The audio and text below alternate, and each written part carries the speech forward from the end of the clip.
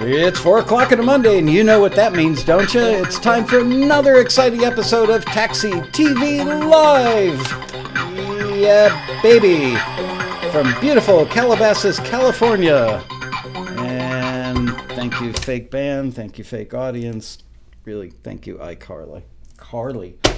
Let me get the chat room open. Say hello to everybody. I'm giving you guys a heads up. I know it's not very professional to apologize for being under the weather at the beginning of a show, but I started getting sick the other day. I had to do a little business trip. I got sicker on the way out on the trip, and I came home late last night. I feel kind of jet lagged and overall crummy today. So hopefully I'll keep it together. But I'm really excited to do today's show because we're going to do something we've never done before, and it's going to give you a very, very inside look at how incredibly difficult it can be to make A&R decisions under this roof. I don't know, a couple months ago or so, maybe even a month ago, I don't know, whatever it was, spoke to a friend of mine who is the president of a very well-respected record label in Nashville, kind of a trendsetter. And this guy wasn't always a trendsetter. He was kind of an outcast, a rebel, if you will, and didn't really follow what the major labels often did. And people like, what's that dude thinking, you know? But over time, he started signing stuff that was busting to the top of the charts, and he earned a lot of respect in town. He produced some big records. And before you know it, my friend the trendsetter was setting trends that other people were chasing. So spoke to him. Actually, no, I didn't speak directly to him. He was at the home of another friend of mine in Nashville, and when my other friend said, "Hey, I've got Lasco on the phone," he said, "Oh yeah, I owe him an email, and yes, he can run anything he wants listing-wise through Taxi to find me stuff for my label, but make sure he gets his ears on it before it gets to my desk." That always gives me a little bit of pause, although I was flattered that he trusted my ears enough to want to hear my opinion or have the stuff go through me before it got to him. But I never like to be put into a position where I've got to override the screeners here. But in this case, I had to. I didn't have the time to screen it myself, and I absolutely trust the screeners to you know, they're not going to send anybody crap. That's the short, direct way to say it. So the screeners listened to a bunch of stuff, and then I got my ears on it before it went to him, and I had Tom from our A&R staff join me just to make sure that I wasn't doing anything stupid, because it's always nice to have backup. So he sat in here with me, and I don't think we disagreed on anything. So in a moment, I'm going to play you, I'm going to have Bria play the refs, and then the reference tracks, songs, and then we're going to play the stuff that we couldn't forward, which was, I think, everything but one. And you're going to hear some music and go, what the hell were you thinking? Why didn't you forward that? And I'm going to tell you why. And hopefully by the end of the episode, you'll get it, you'll agree, and you'll go, wow, tough gig. You guys have to make some really, really tough calls. And we do. And, you know, the worst thing about it was every time I took one of these things that had already been forwarded by a screener and unforwarded it, I felt like I was stabbing, you know, these members in the back. I know I wasn't, but still, you know, it's like they got through the gate, I'm grabbing them by their, you know, ankle and pulling them back in. So forgive me for that, but I had to do what was the right thing in this case for the label president, because I want him to continue to run listings. And it's not that often that he does run listings with us, and he looks for unusual stuff that doesn't sound like other country hits most of the time. But before I get into that any further, I want to mention that over this past, from Wednesday until last night, I had the pleasure of going out to the big island of Hawaii, which I've done now for, I think, 13 of the last 15 or 16 years. They've done the Hawaii Songwriters Festival. It used to be the Kauai Songwriting Festival. My friend and longtime Taxi member Charles Brotman and his lovely wife Joni and their daughter Julia and Charles's sister Jody are the brains of the operation on that gig, and they do a really, really good job. So I go, even though I generally don't have time to go, and I don't go to other conferences. Generally speaking, it's pretty rare that I do. But I always go to that one because they're great people. It's a great conference. And while you might think, oh, yeah, you suck it up, Lasco. I know it's really hard. You had to go to Hawaii. I don't end up in the pool. I don't end up on the beach. I'm not going to any luau's or anything. Honestly, it's a working trip. I'm either up in my room. It's kind of a running joke, actually. People at the conference know that I'm either upstairs in my room proofing listings or writing emails or promos or working on the road rally. And then I come down and I do a panel for an hour and a half and then go back up to my room. And that's pretty much it. So it's not like, oh, man, you know, you're going to Hawaii all the time for conferences. I go once a year and I work really hard when I'm there. So I was moderating, I think I moderated 3 or 4 panels, and one of them was a music supervisor panel. And there were some big damn deal music supervisors on the panel. And one of them was a very smart, very likable young lady. And I say young because she was younger than I am, which almost everybody is. And at some point, these supervisors were being really generous in what they were saying. You know, I'll take a copy of that quite frequently on this panel. And I asked this one lady in particular, I said, really, I'm not going to be able to get this exactly right because it was several days ago now and I'm a little dingy today. The bottom line is that she said, well, I don't need it right now, but I will always take weird, quirky, this kind of, that kind of music. And I said, and what do you do with it? And she said, well, I put it in folders on my desktop. I hoard it. And I went, you hoard it, eh? And the other people on the panel said, yeah, we all hoard stuff.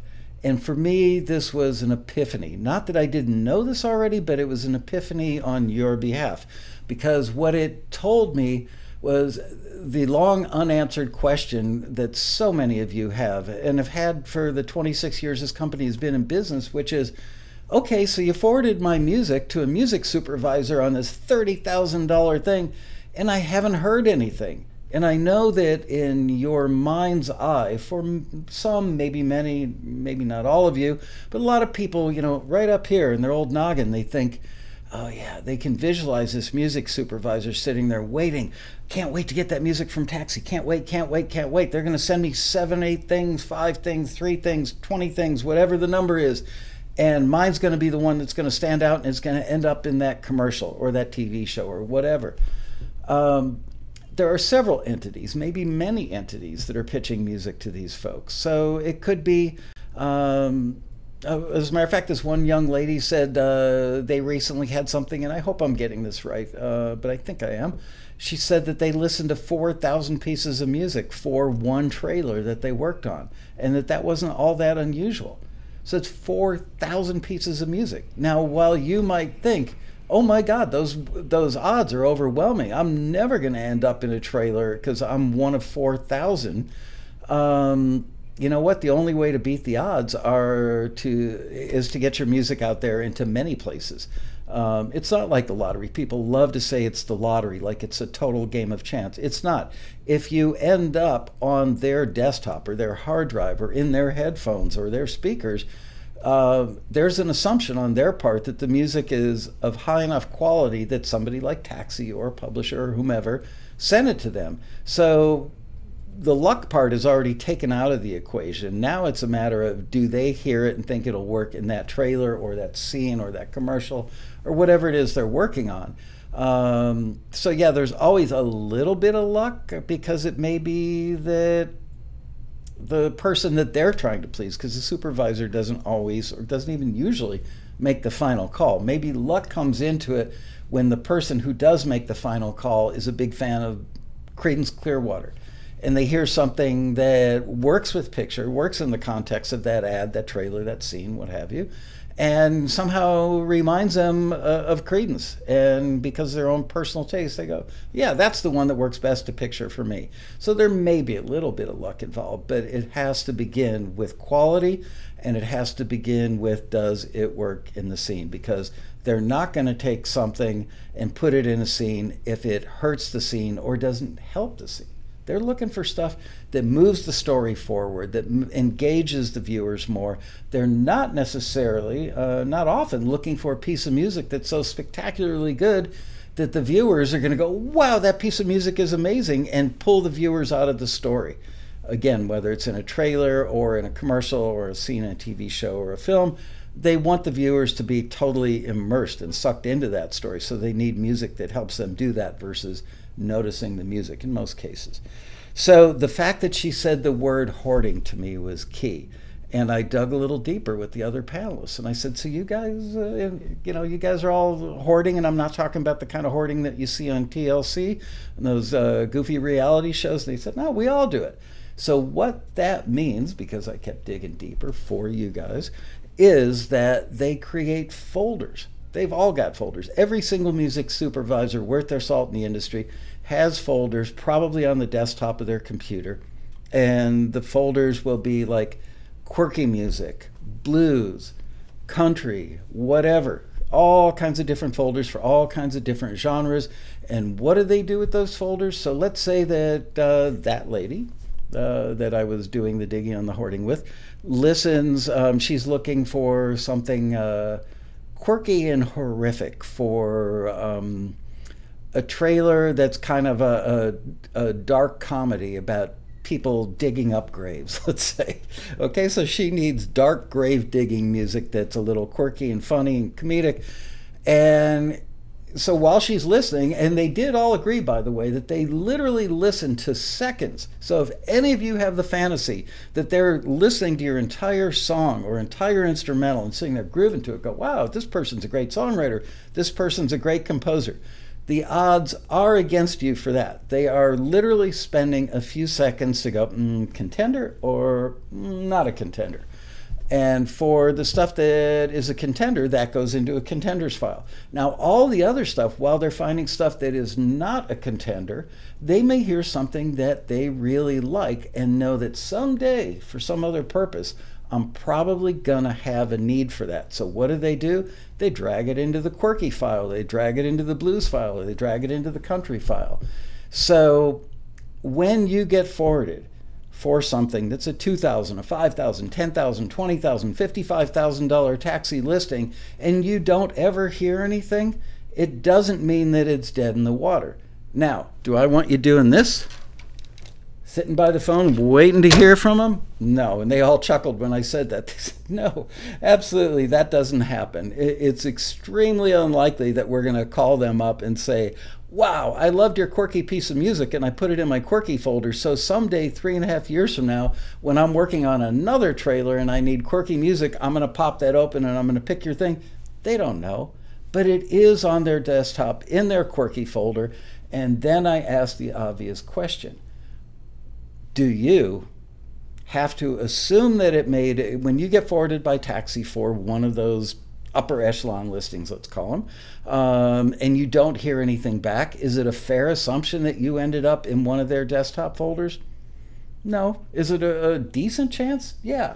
By decent chance, I mean 10, 20, 30% chance? Yeah, probably not unrealistic, because the music we sent to them has already been screened by our screeners, and it has a certain level of quality already.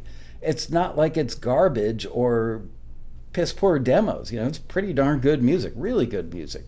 So there is a reasonable chance it's going to end up in one of their folders for some other potential future use. Now, do they want you to take it off the market? So let's say you send it in for a taxi listing, you get forwarded, and you don't hear anything. And let's say the listing's got a 24 or 48 or 72-hour deadline. Pretty fair assumption that shortly thereafter, that music supervisor's got to make his or her decision. So if you don't hear anything in a week, you know, are you out of the game? Probably for that thing. Now, could you end up in one of their folders? Could be, like I said, 10, 20, 30% chance the music's good and they see a potential future use. Probably, maybe. So then, do you take it off the market? That's the big question. Do you make that assumption, make that leap of faith that you're sitting in their folder and boy, oh boy, you better not pitch it for anything else? And they all chuckled at that. They said, hell no, pitch it everywhere you can, every chance you have. And I said, well, what about if 3.5 years from now, you go into that quirky folder and you pull that song out and you play it against picture for that trailer you're working on and you love it.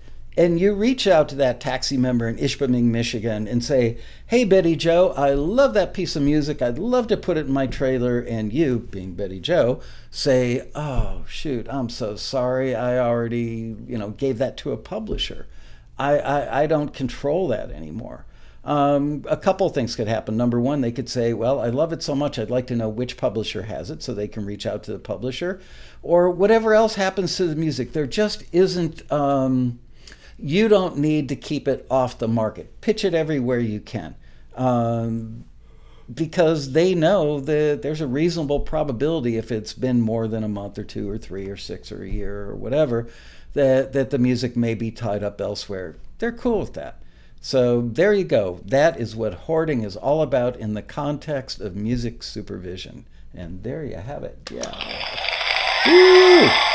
So before I go any further, I want to make sure that you subscribe. If you want more awesome inside information like that, you need to subscribe to this channel. Share it with your grandma because she needs to know this stuff too. Don't forget to give us a thumbs up. And now I've added something new to my retinue, which is, don't forget that cute little bell thing in the upper right-hand corner of your YouTube page. Click that sucker and you'll get notifications when we go live and do all kinds of neat stuff on our YouTube channel. So, without any further ado, let's get down to the nitty-gritty. Thanks for hanging in there with me on that lengthy explanation about hoarding, but I think it's really, really, really important that you guys know that stuff. And I can see from the chat room, you guys were really paying attention. Okay, so as I said, we recently ran a taxi listing, which was taxi number 180605CS, asking for envelope-pushing country songs. Envelope-pushing country songs, important. It was for a highly influential label president in Nashville, who's a longtime friend of mine. That's all true. Wanted me to get my ears on it. So we ran this listing, and can you please go check the AC, make sure that it didn't click off at 4 o'clock like it often does. One of these days we should get the building maintenance person to check that out. Okay, so the listing read, current sounding and envelope pushing country songs with male vocals are needed by a Nashville-based independent record label that's looking for material for the roster of incredible artists. This company hasn't run a taxi listing in about a year, but they're back. So this is a great opportunity to start a new relationship with a highly respected, very successful Music Row record label that also has a publishing company under its roof. They're on the hunt for mid to up-tempo songs that could be considered alt country to mainstream country. Acts like the Vandaliers, Luke Combs, Tucker, Beat Hard, etc. are all good examples of the types and range of what could appeal to this company. That likes to take chances and find different material than others on the row. Please listen carefully to the following references, get a general idea of the type of material that could appeal to this company. We're going to play you those references in a minute. These folks get to hear the very best of Nashville's top songwriters, or get to hear the very best that Nashville's top songwriters create, but they often gravitate to material that barely sounds like regular country. Not to say that they won't sign a song that's straight up the middle hit in a modern radio-ready context, but the CEO of this company loves to find super cool material that the other companies would be afraid to take a chance on. Now that doesn't mean he's willing to sign material that sounds like it could be country. He likes testing limits as long as the material sounds like it's got its roots firmly planted in Nashville, but with an I don't give a damn what you radio programmers think attitude. I personally think that's the key to this guy's success. I'll read that again. He just doesn't give a damn what programmers think, radio programmers. He breaks with convention and has been successful doing that. Please be sure your recording quality, even for fairly stripped down demos, is clean, clear, well balanced, and good enough to represent your song well.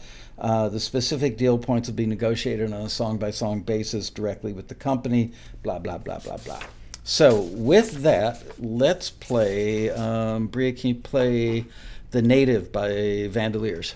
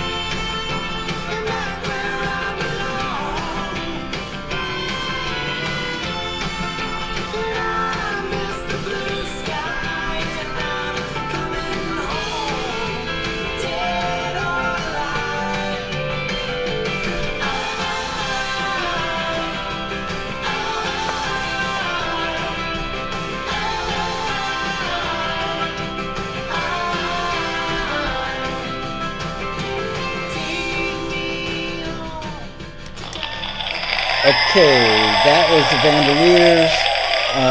Actually, not the Vandaliers, just Vandaliers. Somebody asked in the chat room, did he explain what he means by envelope pushing? You know, look it up in the dictionary, but there is no exact science as to what the envelope being pushed means, other than the fact that it means it's expanding the boundaries of what the norm is. It's something that's coloring outside of the lines. Now you got to look that up too, right? So in that song, for instance, not that country-ish, but you wouldn't be surprised if you heard that in a club in Nashville. If you've ever been there, you would know that you could hear stuff like that in clubs in Nashville. It's alt, it's kind of country. I really love the Mexican horns in that song. I mean, who would ever think that these kind of drunken Mexican horns would work in the context of a song like that? But they do, and that's what's pushing the envelope in that one. So let's have a listen to the next reference, which is One Number Away by Luke Combs. Excuse me.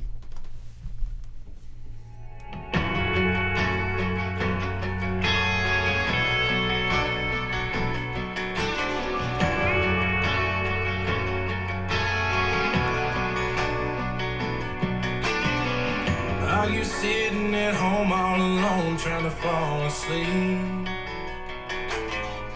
Are you staring a hole through your phone praying that it rings? Are you watching a movie that you've seen 1,000 times? Or maybe playing some air, getting lost in your favorite lines? Well, if you're anything like me, you just might be doing whatever it takes to drown out the noise. But I just wanna hear your voice. I'm one number away from calling you. I said I was through, but I'm dying inside, got my head a mess. Girl, I confess I lied when I said I'm leaving and I'm coming back. Might be the whiskey or the midnight rain, but everywhere I go I see your face in my brain, dialing up everything I wanna say. But I'm still one number away.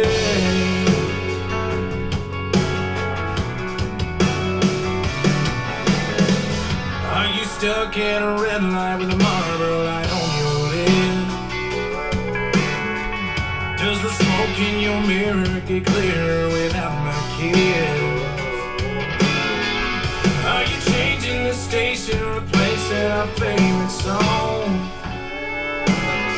Or maybe it's a mistake, hit the brakes on the moving home. Well, if you're anything like me, you just might be doing whatever it takes to outrun the storm. But I'm almost out that door, and I'm one number away from calling you. I said I was. All right, that was One Number Away by Luke Combs. So you might be wondering, well, what makes that envelope pushing? In my rapid fire estimation, I would say the background vocal part, not very typical for Nashville country radio at all. It was also like a little darker, although the song felt like kind of a country radio hit. It had a darkness, a little bit of, I can't explain, it wasn't somber, but there was something about it that was a little dark, that made it not totally, typical Nashville radio ready. It also had a lot of really good songcraft in it, which Nashville and the writers on the row are famous for. So the craft was there, and it was clearly rooted in country, but it pushed that envelope. Let's move on to, and hello, Rob Smith. I was so delighted when I arrived at that conference the other day. There's Rob, just standing there, one of our members that's from here in Southern California, and I know him. And it took me a second to realize that was him because it was kind of out of context, but I was really glad to see him and got to say hello to him the other night.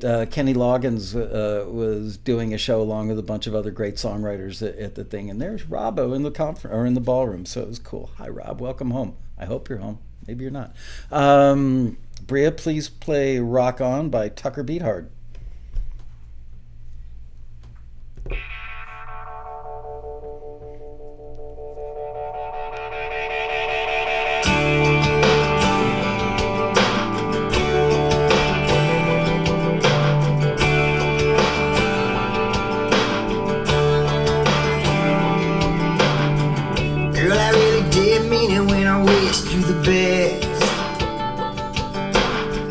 Good to hear you're killing it way out west. Finding your own way didn't take too long. Baby, rock on, rock on. It's getting tough keeping up with where you are. Posting pics like some big Hollywood star. Guess every club in town is playing your song. Baby, rock on, rock on. Rock on like you don't miss me.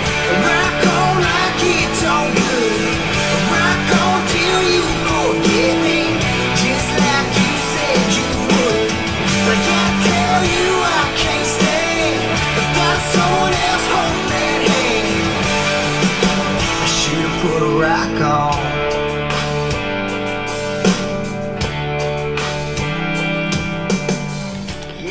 I think Bria just got what the lyric meant on that song. Cracked a big smile over there. You got it, right? Yeah. Yeah. No, I liked the hook. Yeah, it's a great hook. So, yeah, that was, maybe the closest of the three to typical country, but certainly that opening, that little arpeggiated keyboard in there is not typical country. There were a lot of production elements that would make it not typical country. The lyric craft, the double entendre and put a rock on, it's an engagement song. And you should be engaged with an engagement song because that's my version of double entendre, and you got to roll with it. So there you go. Now you've heard the references. Now, does this mean that this label president is looking for stuff that sounds like any one of those three or all three of those three? No. Those are just examples of the kinds of stuff, things, songs that would appeal to him. They're a little outside the norm. It doesn't mean in this case, and this is part of the magic and gestalt of reading taxi listings, is you gotta kind of go, okay, who is this looking? So label president, he's not looking for a song Well, he was looking for a song, but he's not looking for a song that's a match of something. He's not looking for a song for Luke Bryan, let's say. He's looking for generally songs that are pushing the envelope, and they're a little bit edgier or weirder or more outside. So there you go. Color outside the lines. So now we're going to listen to stuff from TAXI members that the screeners forwarded. And these are things that yours truly had to pull back off the list because of various reasons. So again, my compliments to all of you who are going to get played on the show today. And I'm really, really, truly from the bottom of my heart sorry that we couldn't just forward your stuff and go, well, this is really freaking good, so he should hear it anyway. Because I can't get away with that with him. I can only send him stuff that's pushing the envelope or has something unique going on for it. So, or with it. So let's have a listen. First thing we're going to hear, you know what, in the case of this, A Good Day, we've got two versions of it, a regular version and a pop version. Let's just play the first version. I don't think we need to play them both. So this is called A Good Day, and it is by TAXI member Mark Zubek.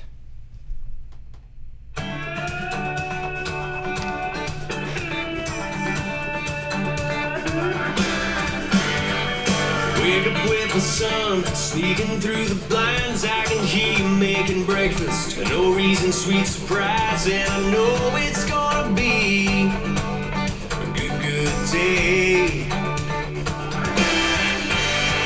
Smile to myself when I smell some burning toast. Curses drifting from the kitchen. What I love about you most, and I know it's gonna be a good day. Living, laughing, loving, oh, I'm so happy to be alive. It's gonna be a good day. Yeah, good day. Blue skies and green lights coming my way. Yeah, good day today. Feel like a champ. Headed out the door, my lips still warm from your kiss that pulls me back for more, and I know it's gonna be a good day. Fueled up and humming, no traffic on the streets, dotted yellow lines pulse with the radio beat, and I know it's gonna be a good day.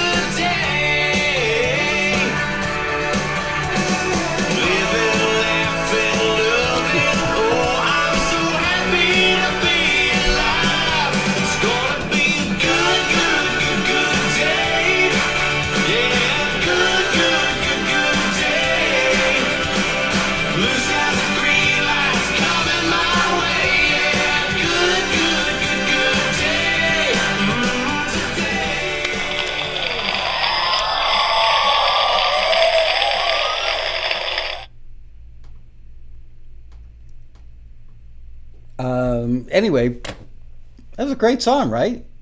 I'd be proud to forward that for a lot of things, but not for this thing. Why? Because there was nothing about it that colored outside the lines. It was totally straight ahead, you know, like country rock, country pop. Could make it to a chart, be awesome in a TV commercial, be great for end credit song in a movie, the right kind of movie. Anyway, do you guys see what I mean? Give me +1s if you see what I mean. Oh, Dan Weber says, I agree, Michael. And now you know why I had to sit there and make the tough call. As good as that was, couldn't forward it.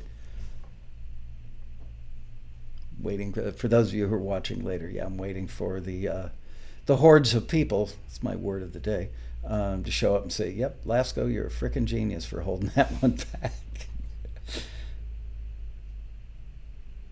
Envelope pushing then is more edgy. It could be. It doesn't mean only one thing, but edgy could certainly be a part of it. Some of us are having problems with our typing. Chapters Publishing says touch call. You mean tough call, right? They corrected themselves. I get it. All right. Anyway, so you guys see, I mean, you know, that was a great song. I would have loved to afford it. All right, the next one up, and this makes it even harder. The next one is from somebody that I consider a really good friend. I mean, he's just a great guy. We've become friends over the last few years. I see him at the road rally all the time. I could do a road trip with this guy. I could do a month-long vacation with this guy. So when I saw his name on the list, Tom was in the room. I was like, oh, crap. How, you know, I hope it's perfect, but it wasn't. So let's listen. This is Prayers and Whiskey, which often go together, and this is by A&R Team.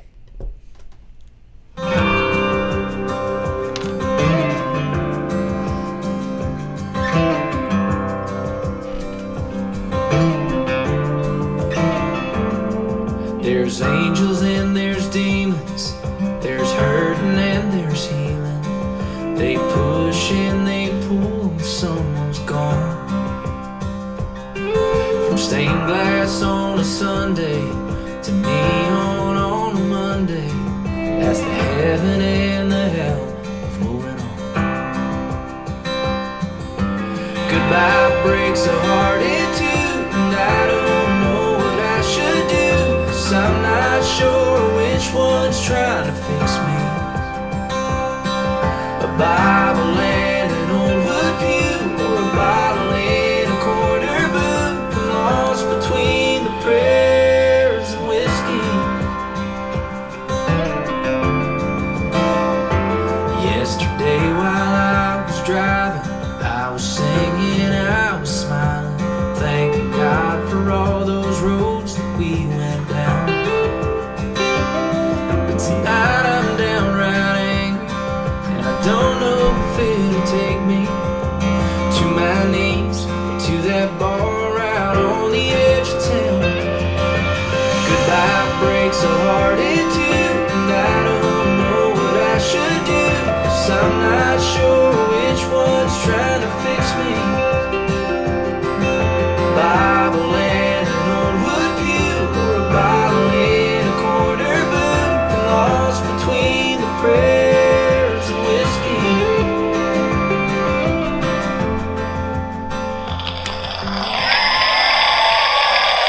Prayers and Whiskey by A&R Team. I love that song. I would listen to that song personally. I'd keep it in my car. Not envelope pushing. Let's listen to another one by Abe. So he got to break my heart twice, or I got to break his heart twice, depending on how you look at it. And the title on this one, this is great country songwriting, Nashville titling. The title is She's Thinking, I'm Drinking. Let's have a listen.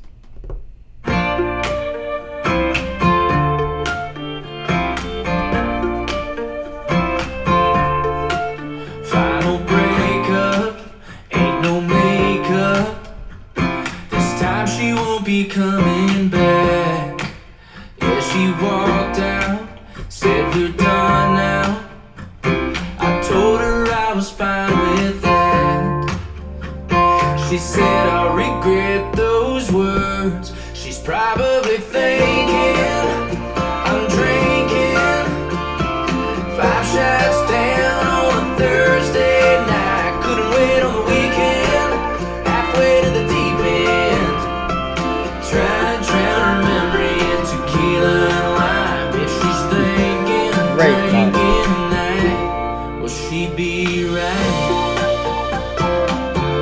Yeah, she'd be right. Time to show me that she knows me better than I know myself. How can you not love that? I mean, it's, what was the line? Trying to drown my something, tequila and lime. I mean, it's just, Ave, dude, you've got the Nashville craft thing down. You're going to get a cut. You're going to have a hit someday, but not from this listing, sorry to say. And I hope you can forgive me, because I love you dearly. You're a great guy. And your craft is just amazing. Okay, next one up to bat is Never Gonna Get You Back, and this one is by Dave Freeland.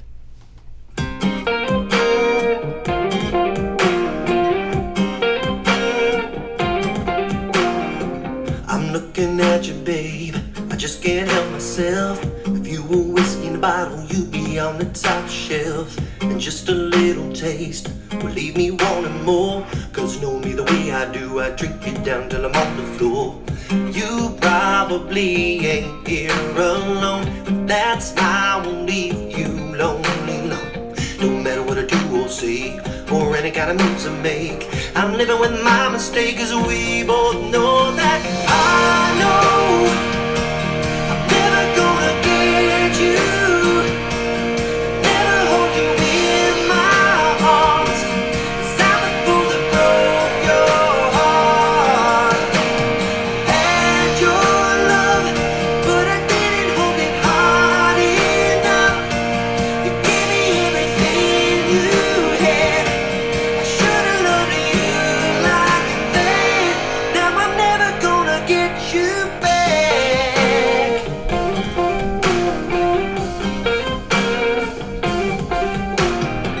We used to light up this joint every Friday night, laughing and loving and dancing and drinking and burning it down to the morning light. I kissed the red off your lips, bounce with the beat on your hips. Now the rhythm of the memories of losing you are haunting me, cause I know I'm never gonna get you, never hold you in my arms, cause I'm the fool that broke your heart.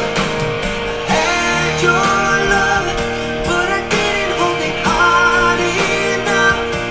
You gave me everything you had. I should've loved you like that.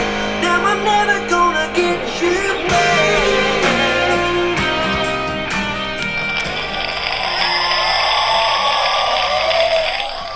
Incredibly good, right?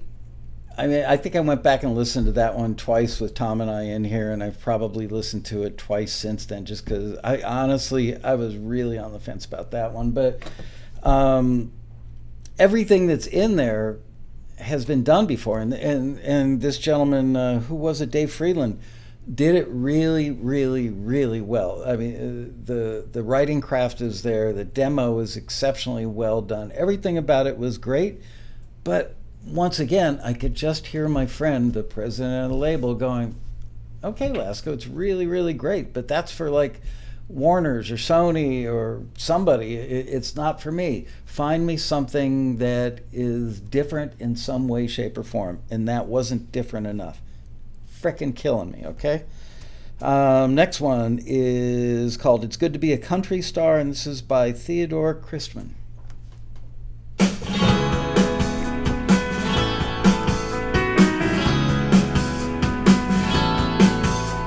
We're driving I-40 with the rag top down, 1,400 miles to go. Little rock fades in the rear view mirror, along with the station playing country radio. But tomorrow night it's Vegas, we're gonna act like we're famous. Hit the clubs all night, get the drinks feeling right.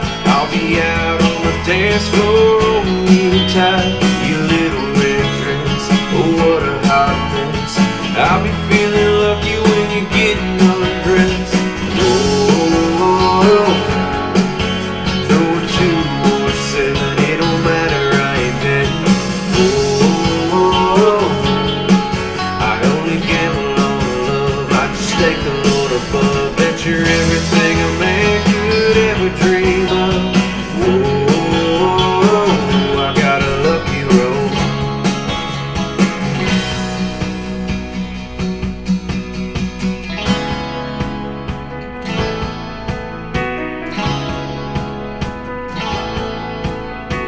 Let's take a drive to Red Rock Canyon so we get to see the desert up close.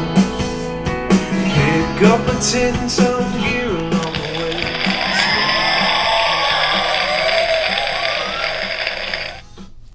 Really, really good. Just kind of right down the center lane, though. Nothing unusual about that one.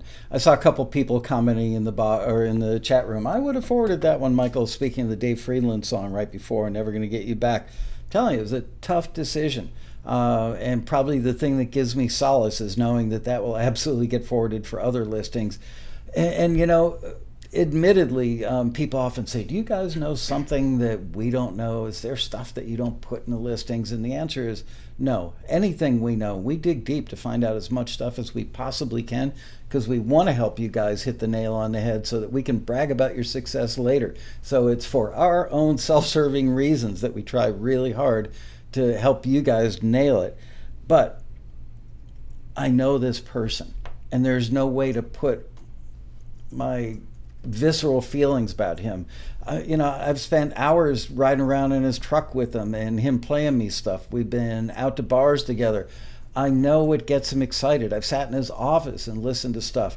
So it's really that kind of intuitive, visceral thing that I've absorbed in, you know, in the few times we've hung out at any length, that gives me some sort of insight to the inside of his brain. And I just had to go with that. And so as much as I love Dave Freeland's song, it just didn't feel right for this guy. All right, moving on. Now we're going to listen to If Ida Loved Me, and this is by Raymond Mankizzen. I hope I got that name right.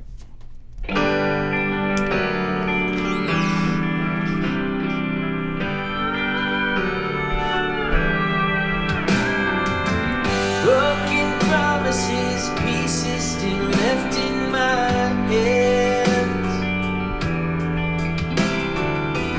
I loved me that summer, I felt like a man.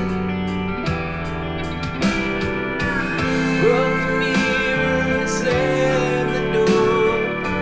Now I see what I saw. If I'd loved me, I'd clean up this mess. If I'd liked me, I wouldn't be depressed. If I'd helped me, I wouldn't have some loss of my confidence, lonely and drunk. If I'd wanted to, I'd have come back. If only if I'd have lived, yeah.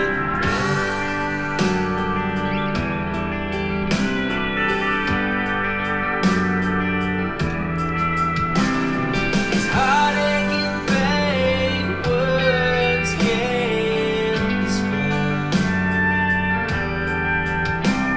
There's no one to love, nowhere to hide. Oh, it's forgiven to catch birds sings. I knew how to show me these things. If I'd loved me, I'd clean up this mess. If I'd liked me, I wouldn't be depressed. If I'd helped me, I wouldn't have some loss. Again, really, really quality stuff, just straight up the middle. People keep saying, well, what's envelope pushing? It's almost indescribable. For instance, Neil Young is envelope pushing because he does stuff that doesn't sound like other artists. I mean, you could make an argument that some other artists, Wilco comes to mind, have you know, kind of fallen into his ballpark-ish. Yeah, people are talking about that one sounded like the Eagles. Yeah, it sounded like Randy Meisner. Somebody said Timmy Schmidt, but it reminded me vocally of Meisner more than Timmy Schmidt. But yeah, it's envelope pushing. How do you describe, you know, you go to a museum and see a piece of art that you go, wow, I've never seen anything like that. Or maybe it doesn't have to be that there's nothing else like it. Maybe it just has to be atypical for what's going on in that part of the industry at that moment in time. So there are all these different ways that you can define envelope pushing, and you guys may not agree with me because it is subjective. You may not agree with the screeners, you may not agree with each other, but somebody had to make the call on this one, and because the label president said, as long as Michael gets his ears on it, unfortunately that responsibility fell on me. I wasn't that happy about it. Okay, next one is called Ride, and it's from Ronald Day. Sun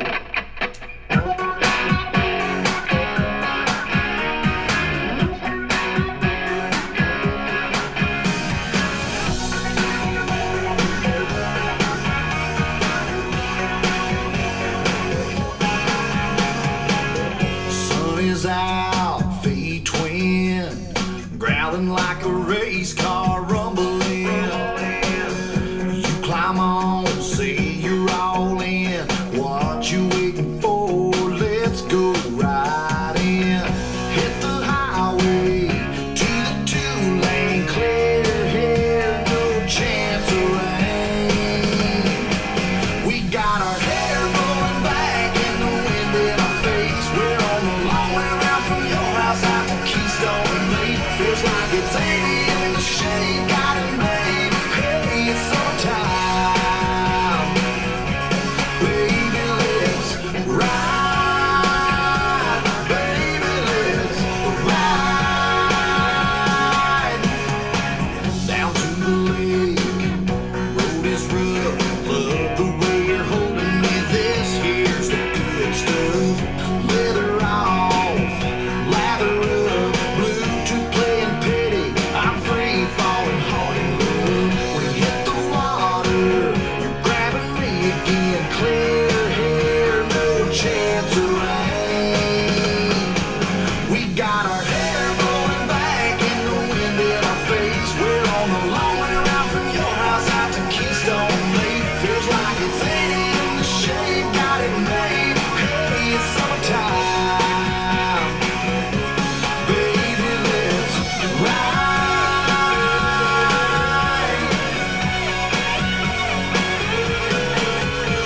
It's not the destination. See, Steve told me so. I bet he wears a big cowboy hat. Actually, that's not so true. The funny thing about this is the other night in Hawaii, was standing outside of the main ballroom, literally outside, like under the stars, getting ready to walk back to my room or something. And a familiar face walks up to me, and it's Ron Day, who I've seen, I think, at the Hawaii thing, certainly at the Road Rally. He doesn't wear a cowboy hat. He's got long white hair. He's an imposing man. He's large and a sweetheart of a guy. He's like a big teddy bear. And he walked up to me and very proudly said, "So my song's going to be on TAXI TV Monday." I got an email from Bria, and I said, "Yeah, but I'm going to break your heart because I couldn't forward it because it was so like right up the center lane." And he was totally cool about it. So thanks, Ron, for like not pouring a Mai Tai down my shorts or anything. It was much appreciated. You couldn't have been more gentlemanlike, and it was awesome to see you out there. And I hope you enjoyed the weekend as much as I did and everybody else seemed to do. But again, I mean, do you believe the consistently high quality of this stuff? This is what we hear at Taxi from our members. I mean, there's a gold mine of great music coming into this company. It just wasn't right for this opportunity. Sorry, didn't mean no harm. I'm guessing Pullman's responding to the cowboy hat thing. Nah, you didn't. Nobody took it that way. Ron Day, also known as the hippie, love that guy. Yeah, he's a bit of a hippie in a good way. Not that there's a bad way to be a hippie. All right, the next one is called Guitar Man, and this is from George Setka.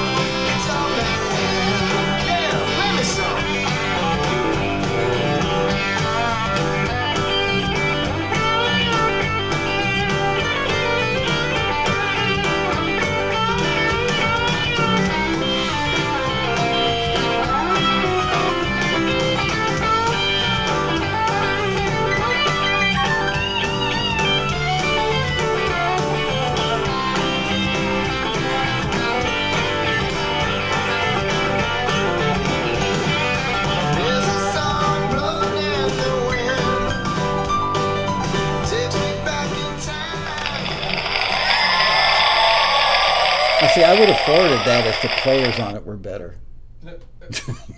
Tom's laughing over there on the couch. I mean, that was some seriously badass guitar playing, and I'm sure the piano part that was coming right up after that, just amazing.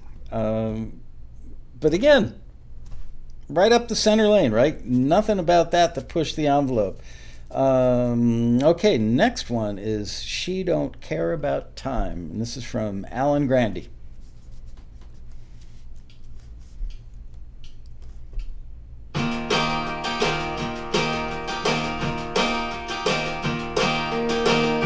She'll say when, now and then.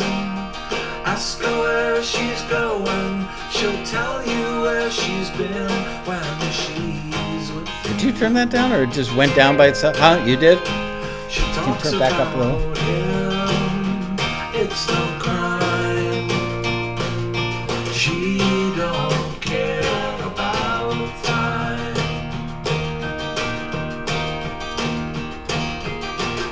She'll tell you where I won't be there.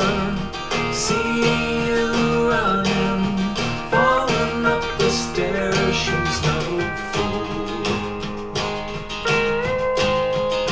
She's not inclined, not unkind. She don't care about time. She's not aligned. She don't care. She don't care about time. When she goes, she trails a shadow. Well, she knows who may follow.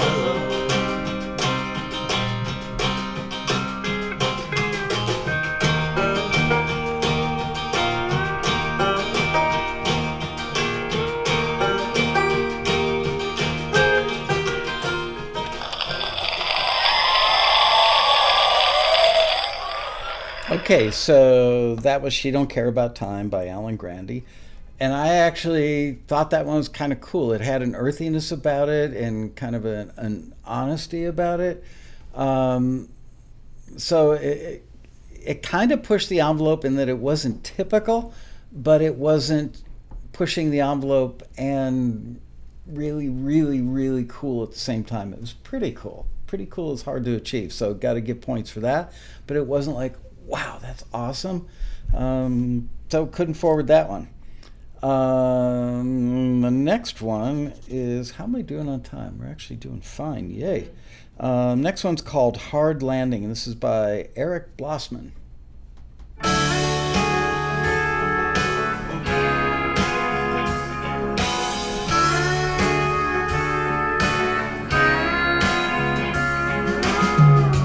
Raised in the heartland in a small Midwestern town, sworn to make a difference as he watched those towers go down.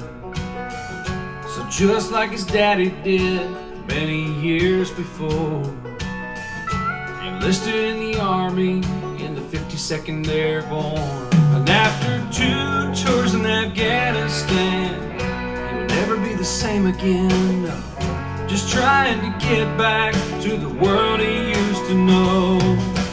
And coming home was not as easy as he thought it would be.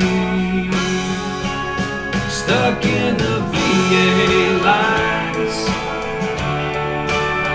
soldiers we left behind. They were the brightest and the best, soaring higher than the rest. They put their backs down for the last time after a hard landing. After a hard landing.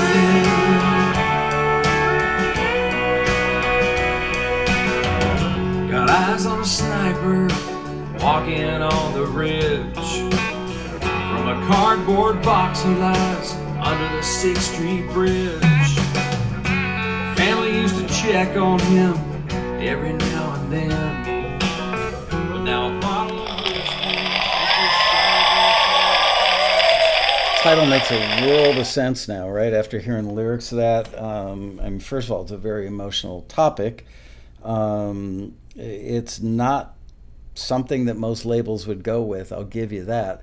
You know, having respect and gratitude for our soldiers and the heartbreak of them not, or having a hard landing when they come home is obviously a topic that's near and dear to a lot of people in country music. There's one country act that does a lot of stuff for veterans and soldiers and wounded warriors. Can't think of his name, but he would love this song. I just can't think of who it is right now. Somebody out there's got to know. And while you guys are thinking that, I want to address, I think, a new person in the chat named Tomasi. I see him asking a lot of questions and kind of dominating the chat. And I say this with respect. It ain't about you. This show is so everybody can learn about today's topic, not about your forward rate. So if you could please just take that and go to the Taxi forum with it. And this just isn't the venue for it, okay? I'd really appreciate that. Yeah, Trace Adkins and Toby Keith both, I think, would love this song. Just saying, it's a topic that they would both relate to. I think that they may want to, you know, if it appealed to them, they may want to co-write and change some stuff about it, but topically and some of the lyrics are really, really strong, and good on you for writing that one. The next one is called The Liar. This is by Justin Smith.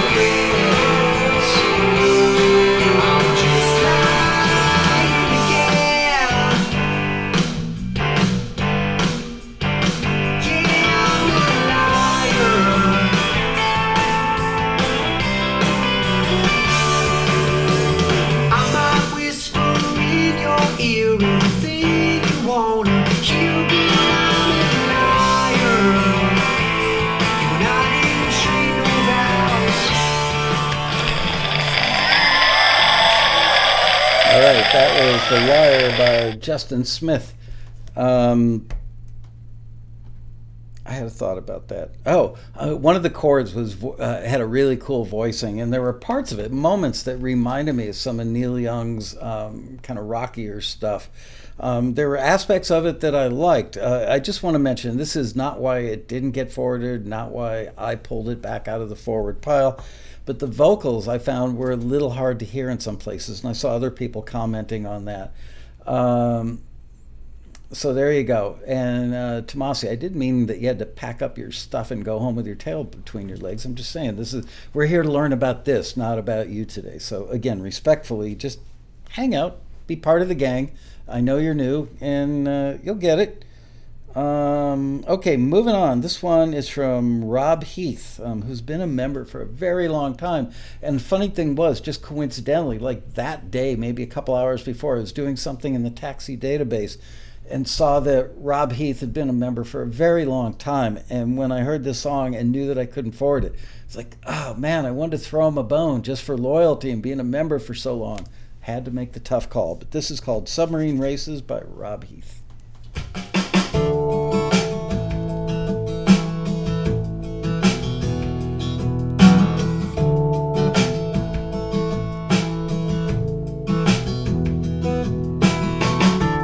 Let's go down, baby, to the river tonight.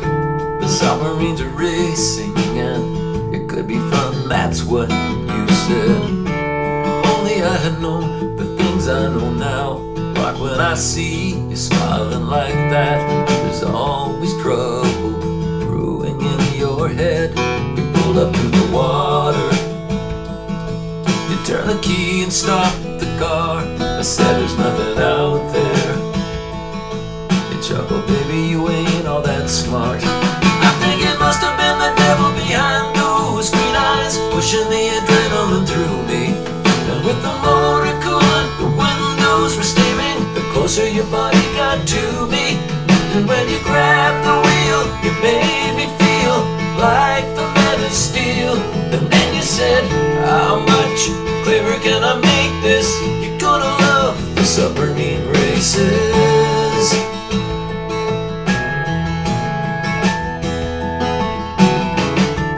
Harvest moon weaving in and out of the clouds.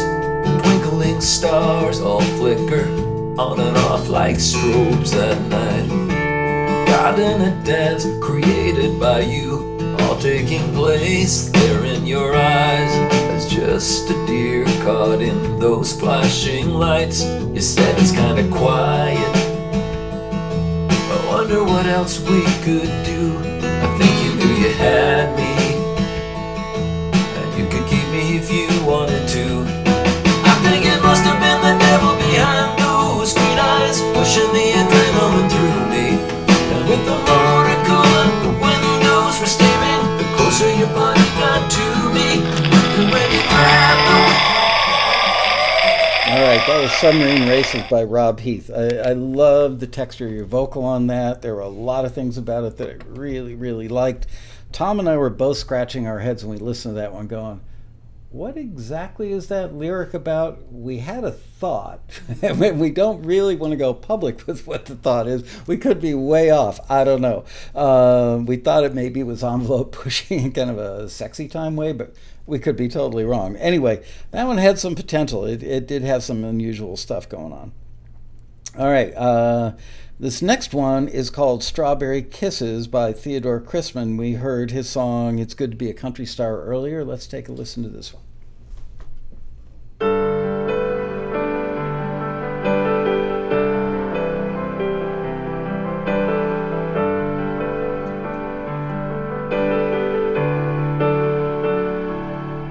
You know it hurt me when I saw you downtown on Saturday night.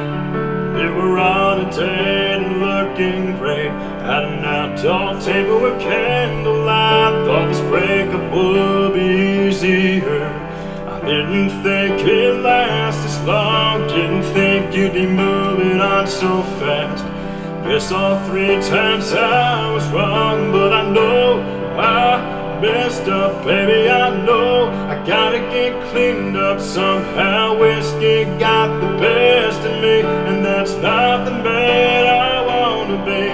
Girl, I know I've done some foolish things I cannot run. I can count on one hand everybody who hasn't given up on me. But 1 plus 1 ain't 2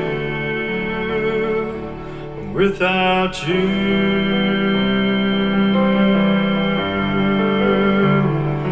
without you.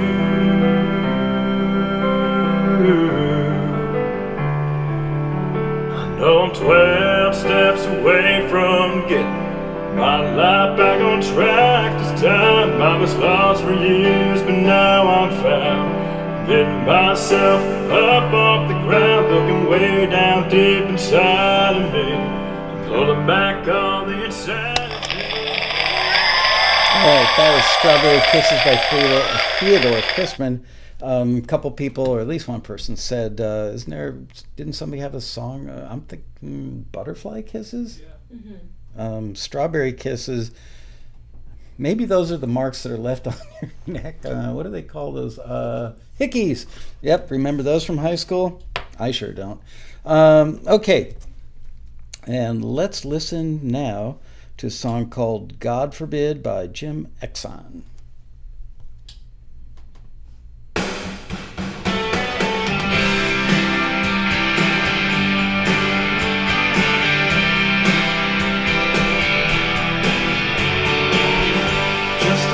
about as lost as a man could be. A stray dog on the freeway running free.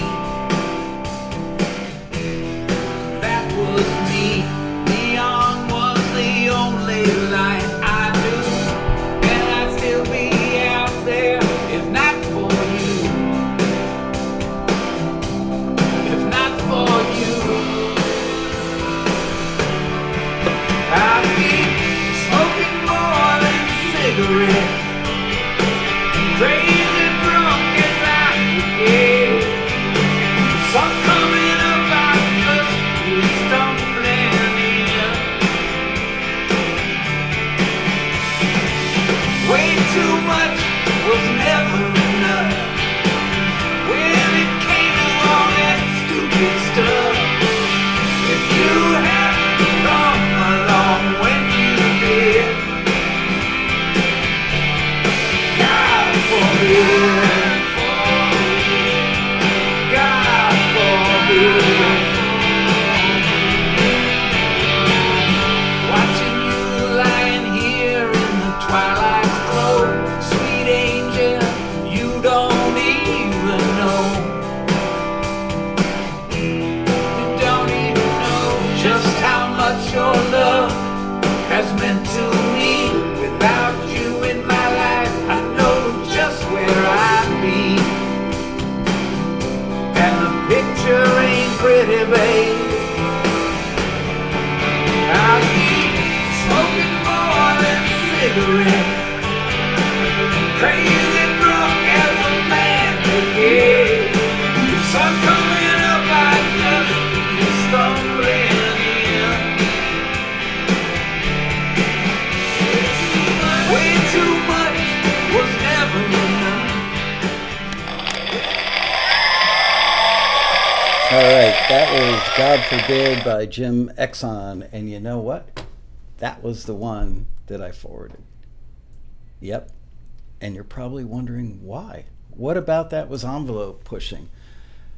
What was envelope pushing it in the context of this listing? And I underline the word context because so much of what we do here is about context.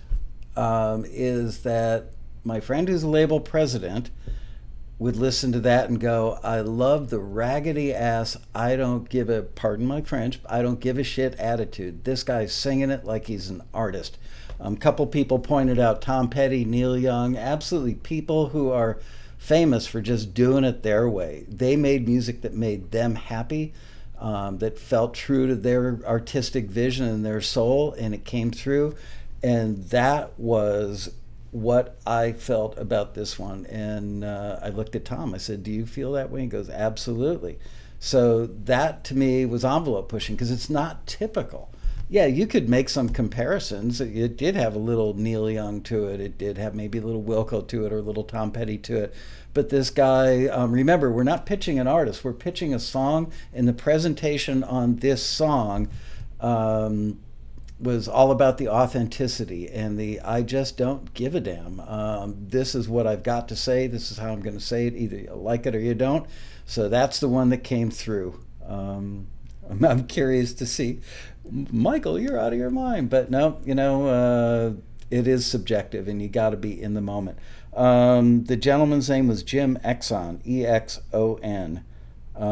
And that was the only one. There were two more that were not forwarded that we didn't hear back from the people to get permission to play them on the show today. Marion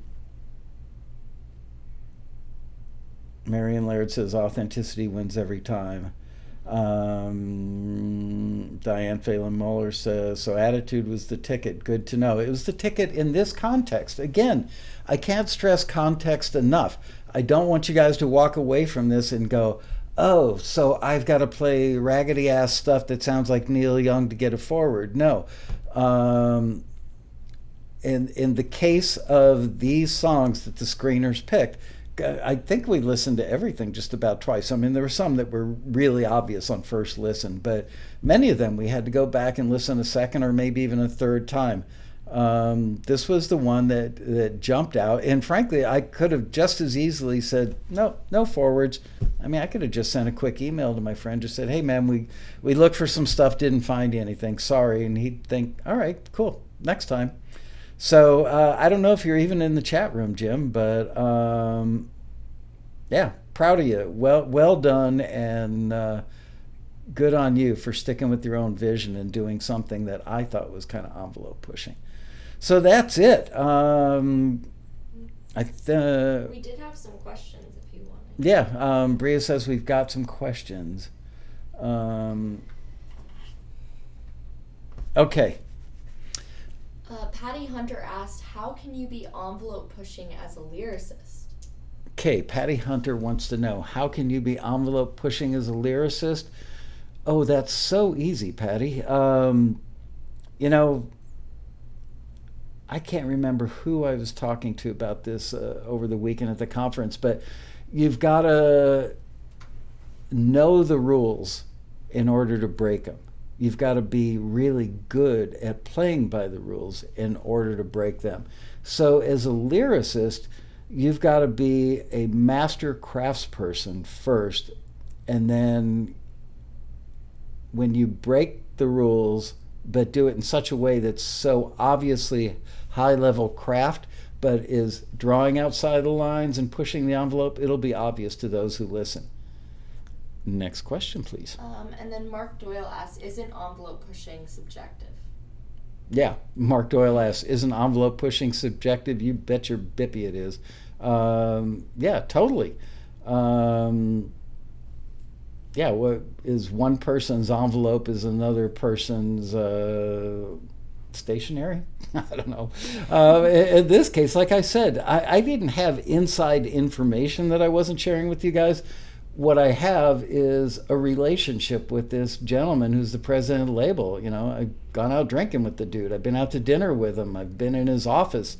I've had dinner with his family. You know, it's like I just have a sense of what would appeal to him. And frankly, you know, I've listened to stuff that he's signed, and that has further burnished in my brain and in my musical soul what it is that I think would appeal to him.